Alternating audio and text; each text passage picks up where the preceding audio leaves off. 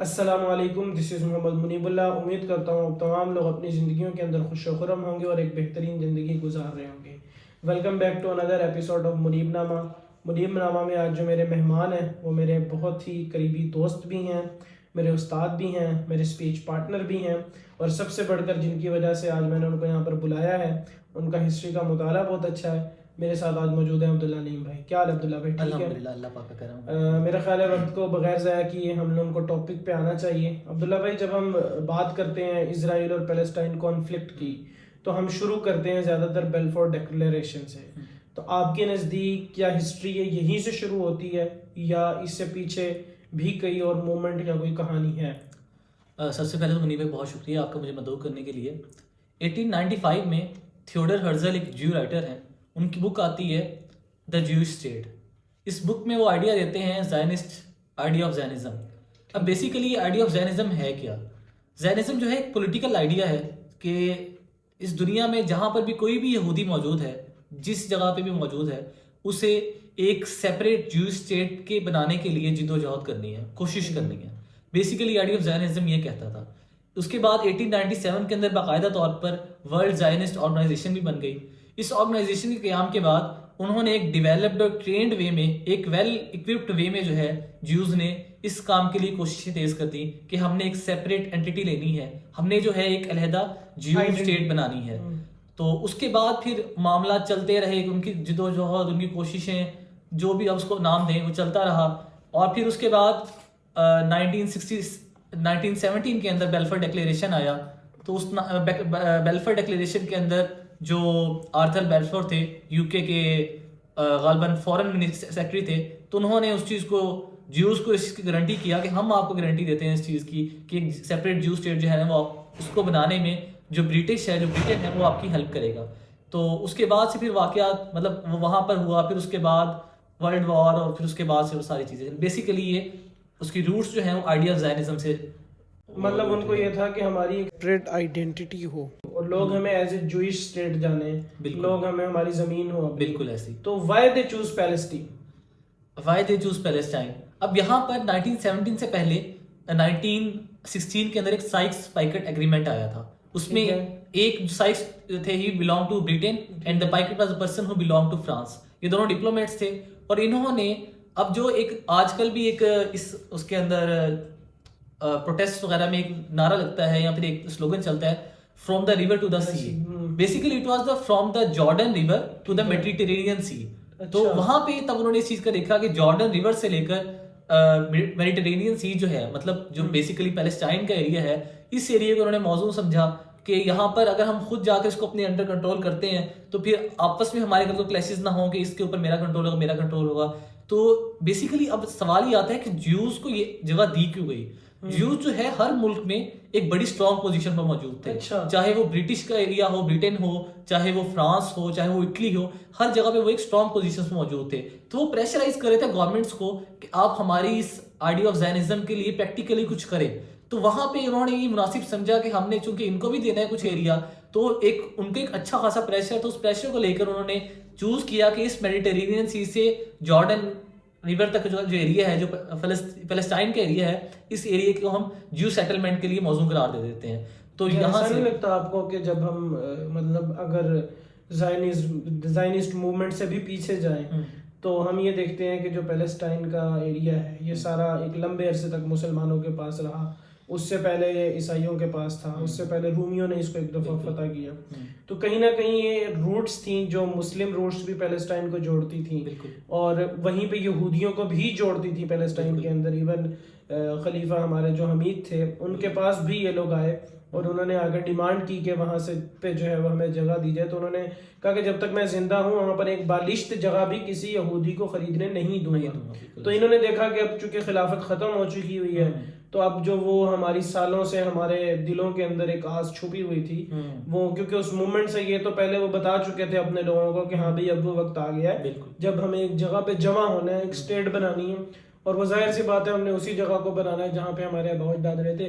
یہ اس وقت انہوں نے یہ جو کلیم تھا وہ یہی کیا تھا نا یو کے سامنے کہ کیونکہ یہاں پر ہمارے آبا و اجداد رہتے تھے لہٰذا یہ جگہ ہمیں دی جائے، جس پہ علامہ اقبال نے تنقید بھی کی اور کہا کہ ہے خاک فلسطین پہ یہودی کا اگر حق ہسپانیہ پر حق نہیں کیوں اہل عرب کا ایسے اچھا اس سارے کانفلکٹ کے دوران آپ اس وقت کی جو ورلڈ پاورز تھیں وہ جس کے اندر فرانس تھا یا مطلب برٹش ایک بہت بڑی امپائر تھی ظاہر ہے ہمارا بر صغیر بھی ان کے انڈر تھا سارا کولونائزڈ تھا اور یہ ساری چیزیں تھیں تو آپ نے اس وقت کے ورلڈ پاورز نے کیا کیا کردار ادا کیا اس اسٹیٹ کے حوالے سے؟ اس ٹائم نا ورلڈ وارز کا دور تھا. ورلڈ وار 1 میں پہلے یہ بالفور ڈکلیریشن ہو گیا. اس کے بعد ورلڈ وار 2 کے اندر ایڈولف ہٹلر جو تھا اس نے ہولوکاسٹ کیا ٹھیک ٹھاک طریقے سے. اس نے اچھا خاصا رڑا لگایا ان یہودیوں کو. ایک اندازے کے مطابق تقریباً 6 ملین مطلب 60 لاکھ یہودی جو ہیں انہوں ایڈولف ہٹلر نے مارے. تو اس کے بعد پھر چونکہ وہاں سے تو ان کی حالت اس نے ایک دفعہ نازک کر دی تھی, نازک صورتحال ہو گئی تھی ان کی وہاں پر. ہٹلر نے کہا تھا میں ان کو کیوں مارا ہوں, ایک وقت آئے گا آپ کو پتہ چل جائے گا. ایسے ہی. تو اس کے بعد پھر یہ کشتیاں بھر کے پھر وہاں پہ اس ٹائم کے بعد جو ہے ایڈولف ہٹلر کی میسیکر کے بعد جو ہے یہ کشتیاں بھر کر کے انہوں نے رخ کر لیا فلسطین کی طرف. اور جب یہ آئے تھے ان کی کشتیوں پر بڑا کلیئر ورڈز میں لکھا ہوا تھا, وہ آج بھی پکچرز کی موجود ہیں کہ the world have killed our hopes, you are requested please not to kill our hope.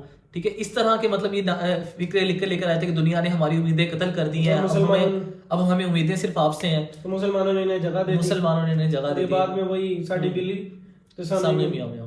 تو بس پھر اس کے بعد سے جو ہے وہ جو سیٹلمنٹس ہوتی گئیں, بڑھتی گئیں, مسلم جوز ایشو سٹارٹ ہوئے.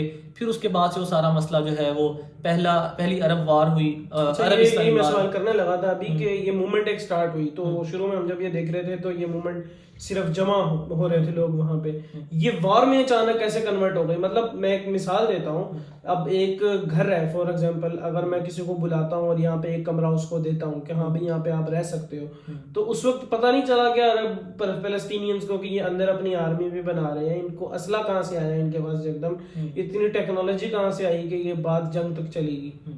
اس میں ایک یہ ہے کہ جوز کی سیٹلمنٹس اس حد تک بڑھ گئی تھی کہ مطلب جوز کی جس طرح سے جیسے ایک آرٹیفیشلی طور پر پاپولیشن اٹھائی گئی ہو کسی اسٹیٹ کی نا, تو پہلی عرب اسرائیل وار جو ہے اس وجہ سے وہ ہوئی تھی کہ وہ ایریاز جہاں پر جو سیٹلمنٹ زیادہ تھی, مطلب جس ایریا کے اندر جوز زیادہ تھے وہاں پر انہوں نے اپنی آبی بنانا شروع کر دی, اور وہاں پر جو مسلمان تھے ان کا کنٹرول نہیں ہو پا رہا تھا.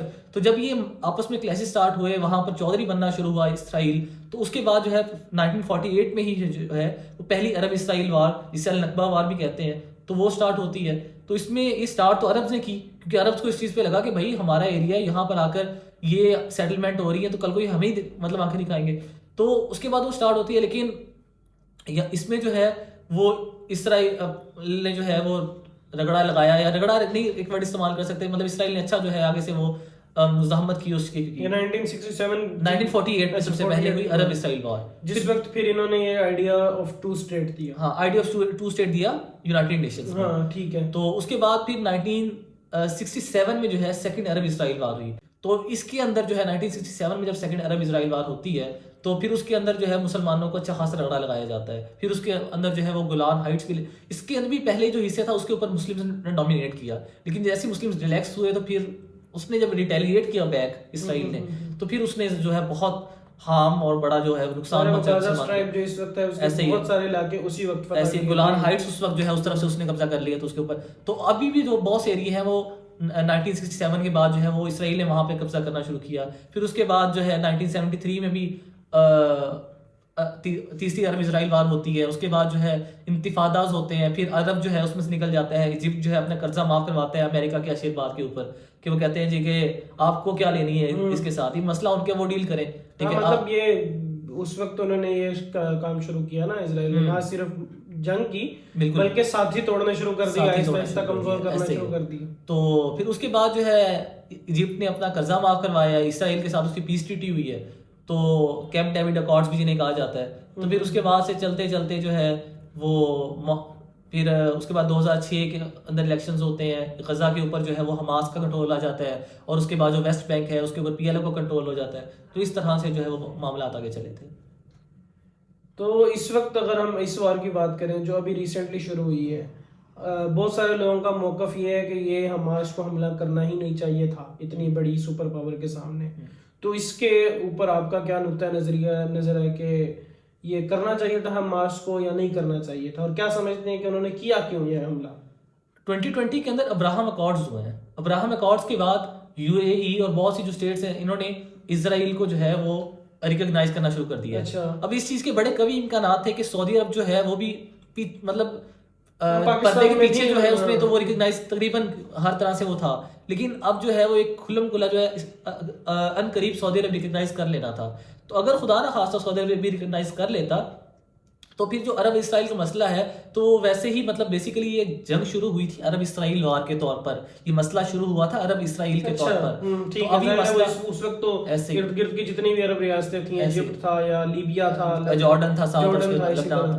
تو مسئلہ یہ تھا کہ اگر اب سعودی عرب جو ہے اس کو ایک فرنٹ سمجھا جاتا ہے کیونکہ OIC کو لیڈ کر رہا ہے ایک طرح سے, تو اس کو فرنٹ سمجھا جاتا ہے مسلمز مقامات وہاں پہ بالکل ایسے ہی ہے. تو اگر سعودی عرب بھی ریکگنائز کر رہا ہے اسرائیل کو, تو پھر کس طرح سے جو ہے وہ فلسطینیوں کو اس چیز کی امید رہنی تھی کہ کل کو جو ہے مسلم امت جو ہے یا پھر وہ ایک کلیکٹیو فارم میں جو ہے ہماری مدد کے لیے آ سکتی ہے, یا پھر اسرائیل جو ہے وہ اپنے مقاصد میں جو کامیاب اس طرح تو ہوتا رہے گا.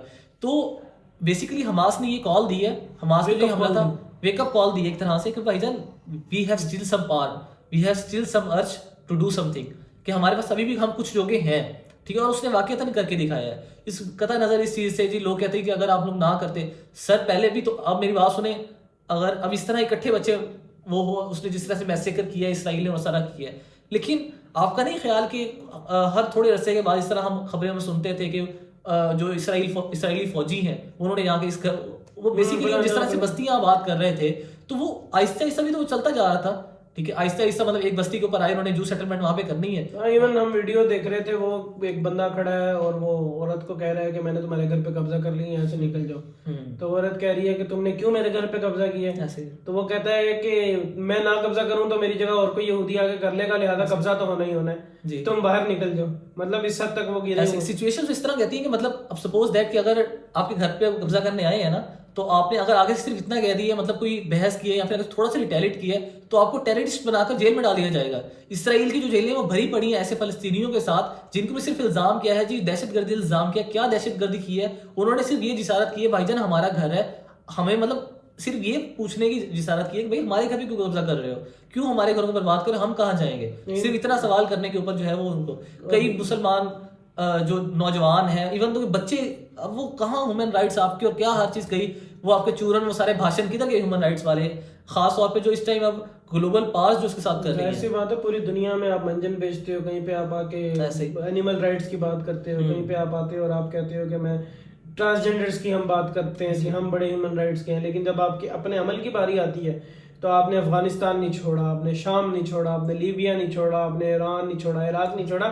اسرائیل میں تو عبداللہ بھائی اس تک حالات ہیں کہ ان کا یہ رول ہے باقاعدہ, مطلب آپ ہیومن رائٹس وائلیشن کی اگر بات کرتے ہو نا, تو یہ UN بھی یہ نہیں مانتی. مطلب میں UN کو حق پہ نہیں سمجھتا, بہرحال وہ ایک الگ بحث ہے. تو مطلب اگر ایک فلسطینی قید کے اندر مر جاتا ہے تو اس کی باڈی واپس نہیں کی جاتی تب تک جب تک کہ اس کی سزا پوری نہ ہو جائے. فار ایگزامپل ایک بندے کی ڈیتھ ہو گئی اور اس کے 3 سے 4 سال سزا کے رہتے ہیں, تو اس کی لاش کو سرد خانے میں رکھ دیں گے, وہاں پہ وہ گلے سڑے جو مرضی اس کی لاش کو ہو, جب تک اس کی سزا پوری نہیں ہوتی تب تک جو ہے وہ اس کی لاش گھر والوں کو واپس نہیں کرتے. کتنا بڑا ایک انسانیت کا گرا ہوا اور گھنونا چہرہ ہے, میں یہ سمجھتا ہوں. بالکل ایسے ہی ہے. اب اس میں میں 3 سے 4 دن پہلے خبر چلی کہ برٹن جو ہے مطلب UK نے جو ہے وہ غالباً 2 سے 3 ایئر کرافٹ اس طرح کا کچھ جو ہے سامان بھیجا اسرائیل کے لیے نا. تو مجھے بڑا مزہ خیز لگا یہ چیز نا, کہ جو اس معاملے کو جنہوں نے جڑ دی تھی, جو اس معاملے کو جنہوں نے جو ہے شروع کیا تھا, جن کی وجہ سے ہوا ہے, آج وہ مطلب جو ہے وہ کہنا چاہ رہے ہیں کہ مطلب ایک طرح سے مدد کریں ایک سائڈ کی. بیسیکلی تو وہ ایک کہا جائے, کہنا غلط نہیں ہوگا بلکہ کہ ایک پودا جو انہوں نے لگایا تھا آج اسی کو پانی دے رہے ہیں. بالکل ایسے ہی ہے. وہ علامہ اقبال کا شعر کا مصرع ہے نا کہ فرنگ کی رگے جان پنجائے یہود میں, جس طرح جو پری ہوتی ہے اس کی جان طوطے کی گردن میں ہوتی ہے, تو جو یہ فرنگی ہیں خواہ آسٹریلین ہو UK ہو جو بھی ہو, ان سب کی جانیں جو ہیں وہ پنجائے یہود میں ہی اس وقت اکانومی پہ اس کا قبضہ ہے اور اوورآل ان کے ذہنوں پہ قبضہ ہے. بہرحال کیا کیا جا سکتا ہے اس حوالے سے, تو اب کیا جانے کے حوالے سے ایسے پاکستانی اگر ہم بات کریں تو اچھا ویسے میں اب اس ریسنٹ اس کے اندر نا میں آپ کو صحیح بات بتاؤں کہ ہسٹری کے اندر نا مطلب ابھی فرسٹ عرب اسرائیل وار ہوئی, انتفاضات ہوتے رہے, کبھی بھی اس طرح سے جو ہے نا مطلب اب سوشل میڈیا کی پار ہی ہے ایک طرح سے کہ ویڈیوز آ رہی ہیں اور ہمارے حکمرانوں کو ایک علیحدہ بحث چھوڑ کے مسلم امہ جو ہے نا بیسیکلی وہ واقعتاً ہم اس چیز کے درد کو فیل کر رہے ہیں کہ بھائی جان یہ ہمارے ساتھ ہو کیا رہا ہے, ہم اس کو اب ہمارے ساتھ میں فیل کر رہے ہیں. We are not feeling. اصل میں تھوڑی سی ایک پرابلم ہے نا, وہ پرابلم یہ, میں یہ ہرگز کسی پہ تنقید نہیں کر رہا, ظاہر ہے ہر بندہ درد دل رکھتا ہے اور وہ پیلسٹینینز کے لیے آواز بھی اٹھا رہے ہیں اپنی جگہوں پہ.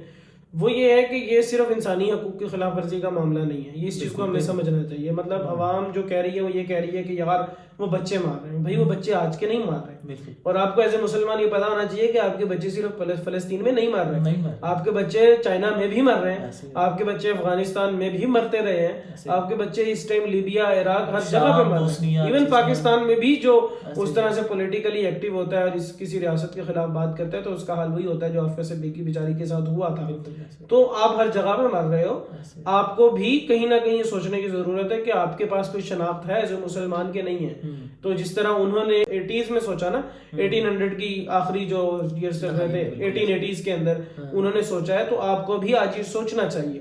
تو ایون جب صلاح الدین ایوبی کے بارے میں ہم لوگ پڑھتے ہیں تو اس کی اب ہسٹری پڑھو تو 50 سال ماؤں نے کوشش کی تھی کہ ہمارے اندر صلاح الدین پیدا ہو, تو ہمیں بھی چاہیے صلاح الدین. تو اس کے لیے محنت کی ضرورت ہے, اس کے لیے ہم لوگ کو اپنی آئیڈینٹی انڈیویجول لیول پہ, نیشنل لیول پہ ہمیں سمجھنی پڑے گی کہ ہمیں اللہ تعالیٰ نے. اور میرے خیال سے یہ جو جس کو ہم تھرڈ انتفاضہ بھی کہہ رہے ہیں, ابھی جو 7 اکتوبر کو شروع ہوا, تو اسے کچھ جو ہے وہ تھرڈ انتفاضہ کہتے ہیں کہ مطلب انہوں نے ریٹیلیشن کی ہے حماس نے. جس طریقے سے میرے خیال سے یہ بیسیکلی اسی آئیڈینٹی کرائسس کو ہی اجاگر کرنے کے لیے, ویک اپ کال کرنے کے لیے کہ بھائی جان ہماری we have a separate identity اور ہمارے پلے کچھ ہے, باوجود اس کے کہ ہمارے ساتھ جو ہے دنیا کے ہر حصے میں جو کچھ ہمارے ساتھ ہو رہا ہے اس کے باوجود ہمارے پاس کچھ نہ کچھ ہے.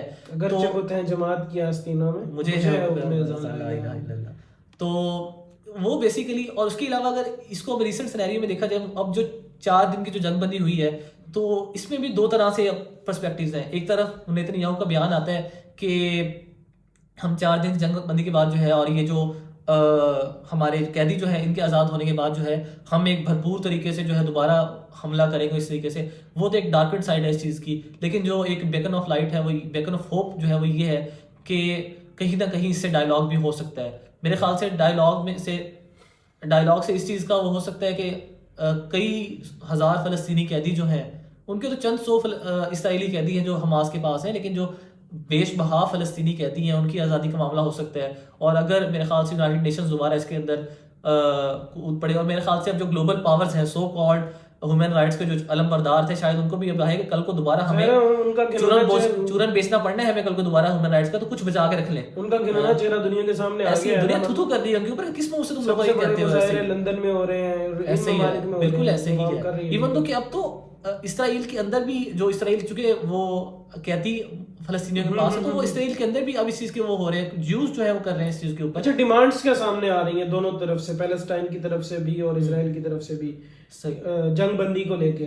اچھا, اس میں ایسے ہے کہ فی الحال جو ہے جنگ بندی کے حوالے سے تو کوئی اس طرح خاص ڈیمانڈز نہیں ہے, وہ تو جو ہے قیدی چھوڑنے کا مسئلہ ہے. لیکن اس 4 دن کی جنگ بندی کے اندر ایک امید ہے کہ ڈائلاگ ہو جائے گا کہیں نہ کہیں. تو اوور آل تو جو ان کی ڈیمانڈز ہیں وہ یہ ہیں کہ مطلب جو اسرائیل ہے اس کی ڈیمانڈ یہ کہ بھائی جان ریکگنائزیشن ایز اے جوئش اسٹیٹ, اچھا کہ ہمیں جو ہے ایک جوئش اسٹیٹ کے طور پہ ریکگنائز کر لیا جائے, اور اس کے اندر ہر ملک مطلب کوئی بھی اسلامی ملک ہے, سب سے پہلے پاکستان کا ہے اور جتنے بھی اسلامی ملک ہیں وہ مجھے اسرائیل کو ایک جوئش اسٹیٹ کے طور پہ ریکگنائز کر لیں. دوسری جو اس کے اندر وہ ہے وہ کہتے ہیں کہ یروشلم ایز دیئر کیپٹل, کہ مطلب جو یونائٹڈ نیشنز کے ریزولوشن کے مطابق جو ہے وہ اس پر وہ کہتے ہیں کہ یروشلم جو ہے وہ انٹرنیشنل کنٹرول میں رہے گا. اچھا, تو لیکن وہ کہتے ہیں کہ یروشلم پہ ہمارا کنٹرول رہے گا ایز دیئر کیپٹل. اور اس کے علاوہ تیسری جو چیز ہے وہ کہتے ہیں کہ وہ جو فلسطین کا جو ایریا ہے وہ پری 1967 کے بارڈرز پر نہیں جائے گا, جہاں پہ ہمارا قبضہ ہو گیا وہ ہمارا قبضہ ہے. اب یہاں پہ بس جو جگہ بچی ہوئی ہے اسی پہ جو ہے وہ ظاہر سی بات ہے انہوں نے دیکھ لیا ہے, اب وہ ظاہر ہے وہ اوپر سے آ رہے ہیں نا, انہوں نے دیکھ لیا کہ اس وقت مسلمانوں کے حالات کیا ہیں. ہم نے سعودی عرب کو کاٹ دیا ہے, ہم نے ایجپٹ کو کاٹ دیا ہے, پاکستان ہے اس کے بعد جس کے پاس اٹامک پاور ہے, اس کے حکمران ہمارے کنٹرول میں ہیں. عوام کا سمندر جتنا مرضی ٹھاٹھے مارتا رہے, سراج الاقصی پہ جتنا مرضی چیختے رہیں, باقی جتنے بھی سیاستدان ہیں وہ جتنا مرضی چیختے رہیں, جو کچھ مذہبی رہنما ہیں, باقی جو سیکولر طبقہ ہے وہ سارا ہمارے کنٹرول میں ہے. جو کنٹرول کرتا ہے ہم ان کو IMF کے ذریعے کنٹرول کر لیں گے, FATF کے ذریعے کنٹرول کر لیں گے, کیونکہ یہ مسائل ہیں بیسیکلی. جو آپ نے جس طرح شروع میں بات کی نا کہ عرب پیچھے ہوئے, تو عربز کو ان نظام کے تحت پیچھے کیا گیا نا. انٹرنیشنل لا ہے, اس کے ذریعے انٹرنیشنل کورٹ ہے, اس کے ذریعے FATF ہے. اب ہر ملک کو یہ فکر ہے کہ اگر میں گرے لسٹ میں چلا گیا تو میرا یورپ سے تعلق ٹوٹ جائے گا, میں جو ہے وہ امپورٹ ایکسپورٹ نہیں کر پاؤں گا. اسی طرح کے ایشوز پاکستان میں کہ آج ہم گرے لسٹ میں ہیں, کبھی ہم ایران جو ہے وہ بلیک لسٹ میں پڑا ہوا ہے, اس کا تو کوئی ٹینشن ہی نہیں ہے, سکون والا ہے. تو اس طرح کی چیزیں انہوں نے کنٹرول کیا ہوا ہے. جب ایک شخص نے آپ کو کنٹرول کیا ہو وہ تو اوپر سے آئے گا. تو ایز اے پاکستانی اب ہم بات کریں اگر, تو الحمدللہ اس چیز کا فخر ہے. کچھ اور نہیں تو ہم ان اسٹیٹ میں سے ہیں جہاں پہ ہم لوگوں نے ریکگنائز نہیں کیا ہوا اسرائیل کو اب تک, الحمدللہ. اور اس کے بعد بھی یہ ہے کہ جب بھی لابنگ شروع ہوتی ہے تو سب سے زیادہ اپوزنگ پاکستان سے میجورٹی کی جو ہے وہ اپوزنگ یہ آتی ہے کہ ہم نے اس کو ریکگنائز نہیں کرنا. تو کیا سمجھتے ہو آپ ایز اے ہسٹری کے اسٹوڈنٹ کہ پاکستان کو تسلیم نہیں کرنا چاہیے, تو کیوں نہیں کرنا چاہیے, کرنا چاہیے تو کیوں کرنا چاہیے؟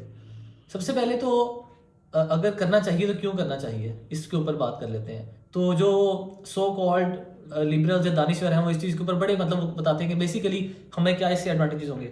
پاکستان کے اوپر اس وقت جو ہے 125.9 بلین ڈالر کا جو ہے وہ ڈیپٹ ہے, قرضہ جو ہے ہمارے پہ اتنا چڑھا ہوا ہے. اگر ہم اسرائیل کو ریکگنائز کر لیں گے تو جس طرح اس نے ایجپٹ کا سارا قرضہ معاف کیا تھا, سب سے پہلے تو ہمارا وہ قرضہ سارا معاف ہو جائے گا, ٹھیک ہے. اس کے بعد جو ہے اسرائیل جو ہے ٹیکنالوجیکلی, ایگریکلچرلی, انڈسٹریلی بہت ایڈوانس ہے. تو ہمارے پاس ٹیکنالوجیکل جو ہے وہ ایڈوانسمنٹ اس کے تھرو آئے گی. اور اس کے علاوہ جو ہے ایگریکلچر میں, چونکہ ہمارا جو ہے ایک بہت بڑا پاکستان کا پارٹ جو ہے وہ ایگریکلچر پہ بیس کرتا ہے, ہمیں ایگریکلچر کی جو مشینری ہے, ایگریکلچر کے اندر جو ریوالٹ اسرائیل لے کر آیا ہے, جو اس کی ڈرپ اریگیشن, اس طرح غالباً دوسرے میتھڈ جو ہیں وہ ہمیں اسرائیل کے تھرو مل جائیں گے. اور اس کے علاوہ جو اسٹریٹجک سپورٹ ہے, کیونکہ ویپن پروکیورمنٹ کا دور ہے تو یہاں پر ریجنس کی جو ہے پاس کا چکر چل رہا ہے, ہمارے ساتھ انڈیا ہے, ہمیں اس سے خطرہ ہے. تو اسرائیل جو ہے وہاں سے ویپنس میں بہت ایڈوانسڈ ہے, تو ہمیں ویپن پروکیورمنٹ ہو جائے گی, وہاں سے مل جائیں گے ویپنس. تو بیسیکلی یہ 3 سے 4 جو فائدے ہیں. فورن ڈائریکٹ انویسٹمنٹ پاکستان میں کہی جاتی ہے کہ اسرائیل کو ریکگنائز کرنے کے بعد FDI جو ہے وہ پاکستان میں آئے گی.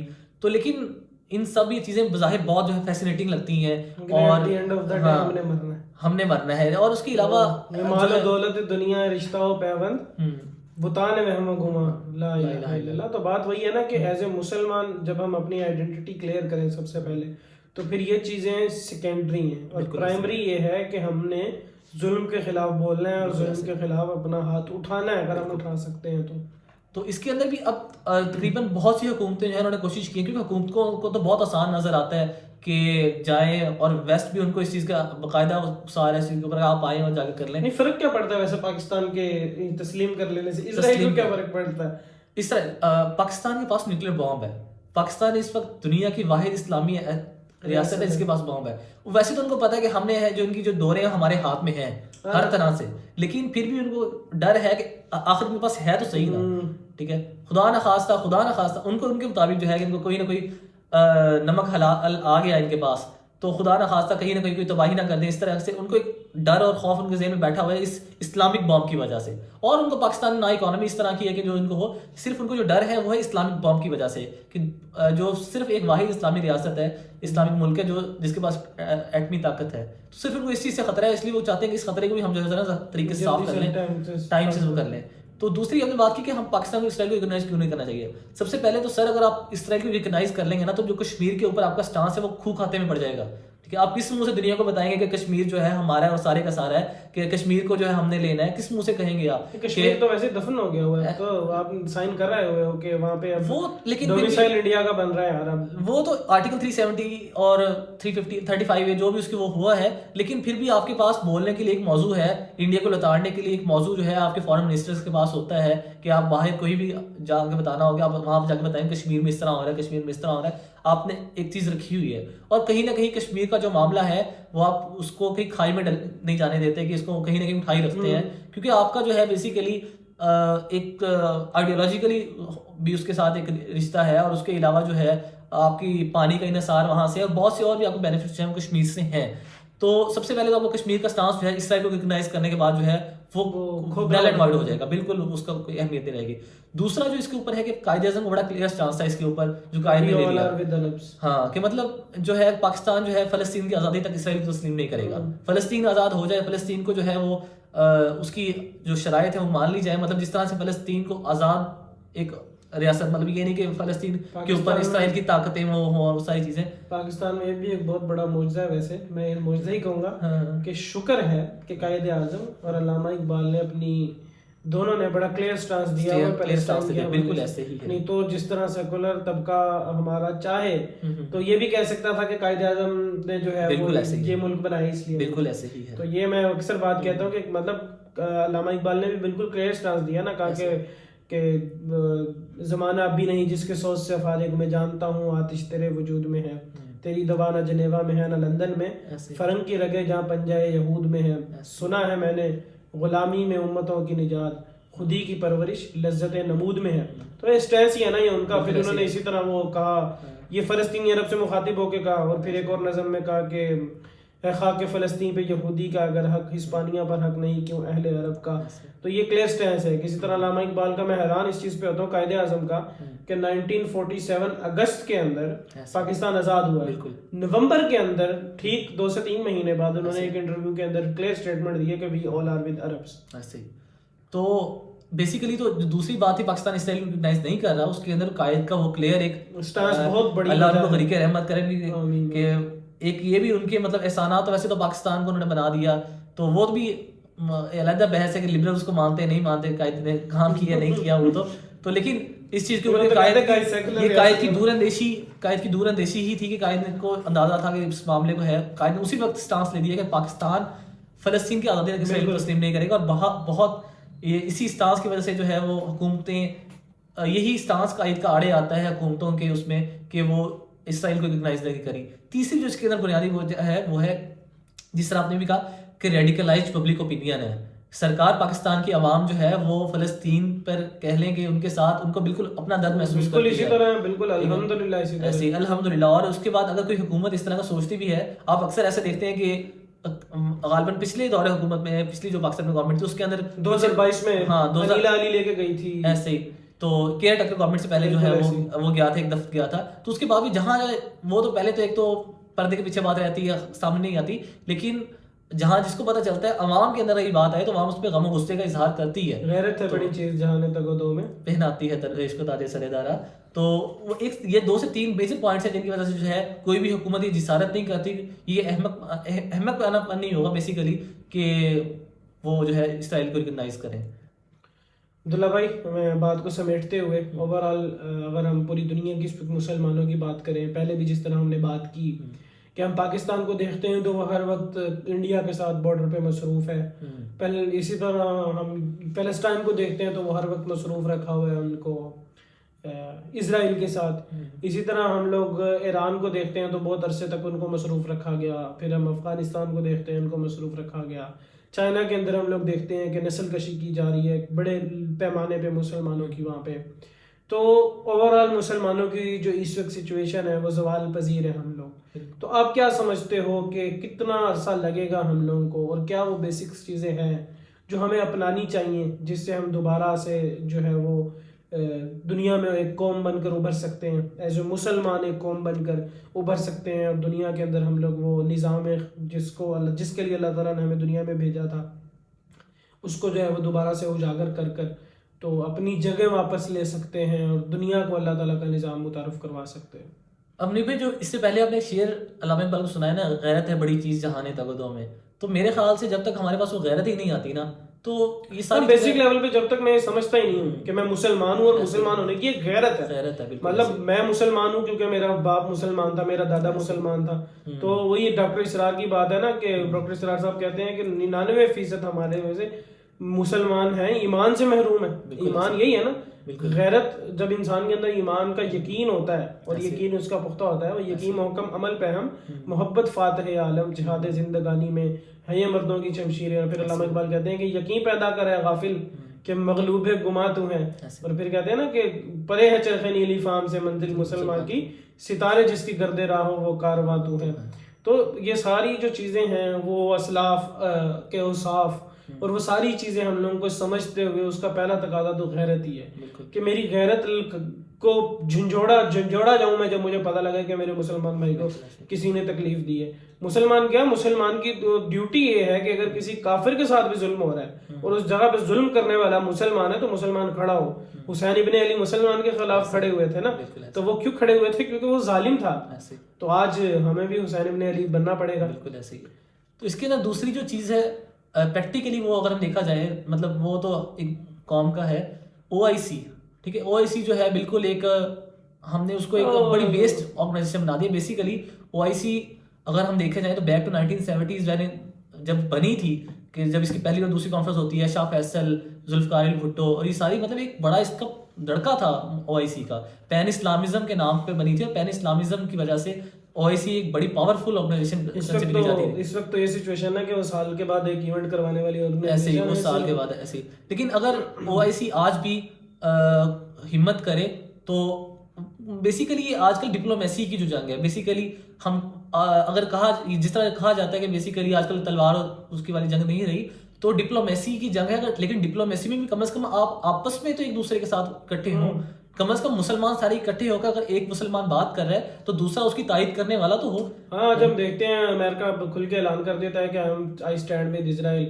کسی ایک پاکستانی حکمران کی اتنی جرت نہیں ہوئی کہ وہ کہہ سکے ایسے ہی. اچھا, میں اس چیز پہ بڑا مجھے افسوس بھی ہوا اس چیز کے اوپر کہ کیا ہماری ترجیحات ہیں اور کیا اس کے اوپر کہ 7 اکتوبر کے بعد سے لے کر فلسطین کے اندر ہر روز کے اوپر ویڈیوز آ رہی ہیں, بچے ہوتے. میرا نہیں خیال کہ اداروں کے اندر, ہمارے تعلیمی اداروں کے اندر, یونیورسٹیز جو ہیں بیسیکلی وہ ایک شعور پیدا کرنے کا جو ذریعہ سمجھی جاتی ہیں آل اوور دا ورلڈ, کہ مطلب یہاں سے جو ہے ایک پریکٹیکلی کچھ نہ کچھ نکلے گا یہاں سے, ٹھیک ہے. تو ہمارے یہاں پر مجھے ایک دن بڑی حیرت ہوئی اس چیز کے اوپر کہ میں کسی سے, میری نا اسی ٹاپک پہ بات ہو رہی تھی کہ فلسطین کے حوالے سے کیا کرنا چاہیے. میرا نہیں خیال کہ کسی یونیورسٹی نے پاکستان کی فلسطین ویک منایا ہو. آپ نے کچھ لبرلس کی یونیورسٹیز دیکھی ہوئی جہاں پہ یہ بھی کچھ ایونٹس وغیرہ اور طرح کے منائے گئے, ہولوکاسٹ اور اس طرح کی چیزیں, ہیلووین اور یہ ساری چیزیں, ہولوکاسٹ پر مسلم اور بھی باقی دیوالی منائی جاتی ہے. لیکن آپ کہہ دو کہ ہم نے آج فتح مکہ کا جشن منانا ہے, ایسے ہی ہے, فلسطین ویک منانا ہے, فلسطین ویک منانا ہے, تو آپ پہ 100 اعتراضات لگ ایسے ہی. اچھا, میں ایک اور چیز کے اوپر جو مجھے آپ کو بتایا کہ اسموک کے حوالے سے واک ہو رہی ہے. بیسیکلی تو ویسے بھی یونیورسٹیز کی جو واکس ہیں آپ سے بہتر کوئی نہیں جان سکتا کہ وہ ایک کہ ان کے اوپر ایک فلیکس لگتا ہے اور بس تھوڑی سی واک ہوتی ہے تھوڑے سے ٹائم کے لیے. لیکن کم از کم خدا را فار دا گاڈ سیک آپ کم از کم وہ تو کروائیں, کم از کم کچھ نہ کچھ تو اویئرنیس آپ دیں. تو مطلب یونیورسٹی کے اینڈ سے تو آپ وہی بات ہے نا کہ اویئرنیس کروا رہے ہیں کس چیز کی, اسموک کے حوالے سے, ٹھیک ہے. آپ کے خیال سے اسموک جو ہے وہ آپ کا پرائمری مسئلہ ہے اور اسرائیل جو ہے شاید آپ کا سیکنڈری مسئلہ ہے. مسئلہ یہ ہے کہ ہماری پریورٹی ہی اس طرح سیٹ نہیں ہوئی. ہمارے آپ تعلیمی ادارے میں میرے خیال سے چلے جائیں, HEC کی پالیسی آ گئی ہے کسی چیز کے حوالے سے سیلیبریٹ کرنے کی, تو آپ ایک آدھا دن اس کے اوپر واک شاپ کشمیر کے حوالے سے جس طرح آپ کرتے رہے ہیں ماشاء اللہ, تو وہ آپ بہتر جانتے ہیں کہ ایک آدھا دن وہ کروا لیتے ہیں. لیکن پریکٹیکلی کیا, پریکٹیکلی اب سوال ہی آتا ہے, کچھ نہیں کہتے ہیں پریکٹیکل اسٹوڈنٹس کیا کر سکتے ہیں. سر اسٹوڈنٹس کیا نہیں کر سکتے, میری بات سنیں. آپ کے ہاتھ میں ووٹ کی پاور ہے, ووٹ کی پاور سے آپ یونیورسٹی میں رہ کے دیکھیں, آپ اویئرنیس رائز نہیں کر سکتے. آپ جو اپنی اسٹڈیز ہیں, آپ کے آرٹیکلز ہیں ہیومینٹیز اینڈ سوشل سائنسز کے جو آرٹیکلز ہیں, کہ آپ کا نہیں خیال کہ اس کے اندر اورینٹلزم کی اسٹڈی آ سکتی ہے, اس کے اندر یہ اسٹڈیز ساری آ سکتی ہیں. یہی بات میں نے کی تھی کہ ہماری ادھر رحیمیہ خان میں خواجہ فرید یونیورسٹی کے اندر 27,000 بچہ ہے. 27,000 بچے کا مطلب یہ ہے کہ اگر اس 27,000 بچے کو یہ مسئلہ سمجھا دیا جائے تو یہ 27,000 خاندان ہے, اور اگر 27,000 خاندان کسی ایک چیز کا بھی بائی کٹ کرتے ہیں تو آپ کو کیا لگتا ہے یہ افیکٹ نہیں لائے گی؟ بالکل ایسے ہی ہے, وہ 100% افیکٹ لے کے آئے گی. لیکن وہ پرائورٹی ہماری اس طرح سے ہے ہی نہیں. اقبال نے کہا نا کیا مدرسہ, یہاں پہ مدرسے سے مراد یونیورسٹی اور کالج اور یہ ساری چیزیں, کیا مدرسہ کیا مدرسے, کیا مدرسے والوں کی تگدو کر سکتے تھے جو اپنے زمانے کی امامت, وہ کہنا ذہن ہے اپنے زمانے کے پیرو, کہ the people who have to lead, جس کو اللہ تعالیٰ نے پیدا کیا تھا امامت کے لیے کہ تم میرا جو ہے وہ دنیا کے اندر نائب ہو. آج کوئی چودھری ہمیں کہتے ہیں نا تو میرا نائب ہے, ہم سمجھتے ہیں اعزاز ہے. اللہ کہہ رہا ہے کہ میرا نائب ہے تو, اور ہم کہہ رہے ہیں کہ نہیں نہیں نہیں نہیں, میں نائب نہیں بنتا, میں جو ہوں میں تو سیکولر بنوں گا, میں امریکہ کا نائب بن جاؤں گا, آپ کا نائب نہیں بنوں گا. تو یہ ایک بہت بڑی میں سمجھتا ہوں ہمارا ڈرا بیک ہے. تو آج کا میں سمجھتا ہوں کہ ہماری ڈسکشن کا خلاصہ کلام بھی یہی ہے کہ اوور آل اگر ہم ہسٹری دیکھیں تو ہسٹری میں ہمیں تب نقصان ہوا ہے جب ہم نے اپنی اس آئیڈینٹی کو چھوڑا ہے. عرب پیلسٹائن سے پیچھے ہوئے, اپنی آئیڈینٹی کو چھوڑا, پیچھے ہو گئے. آج پاکستان یا اور کوئی ملک اس طرح سے کھل کر آگے نہیں بڑھ رہا, وجہ وہی آئیڈینٹی ہے. تو علامہ اقبال کی ایک نظم ہے، اس کے ساتھ آج کا اینڈ کرتے ہیں کہ کبھی یہ نوجوان مسلم تدبر بھی کیا تو نے، وہ کیا گردو تھا تو جس کا ہے ایک ٹوٹا ہوا تارا، تجھے اس قوم نے پالا ہے آغوش محبت میں، کچل ڈالا تھا جس نے پاؤں میں تاجے سر دارا، تمدن آفریں اللہ کے آئینے جہاں داری، وہ صحرائے عرب یعنی شتر بانوں کا گہوارہ، حکومت کا تو کیا رونا کہ وہ ایک عارضی شے تھی، نہیں دنیا کے آئینہ مسلم سے کوئی چارہ، مگر وہ علم کے موتی کتابیں اپنے آبا کی، جو دیکھا ان کو یورپ میں تو دل ہوتا ہے سی پارا، اگر چاہوں تو نقشہ کھینچ کر الفاظ میں رکھ دوں، مگر تیرے تخیل سے فزوں تر ہے ہے وہ وہ نظارہ، نظارہ، غنی روزے سیاہ ہے پیرے کنارا تماشا کن، کہ نور دید اش روشن کند چشم زلیخارا۔ عبداللہ بھائی بہت بہت شکریہ آپ کا، جزاک اللہ السلام خیر۔ علیکم ورحمۃ اللہ۔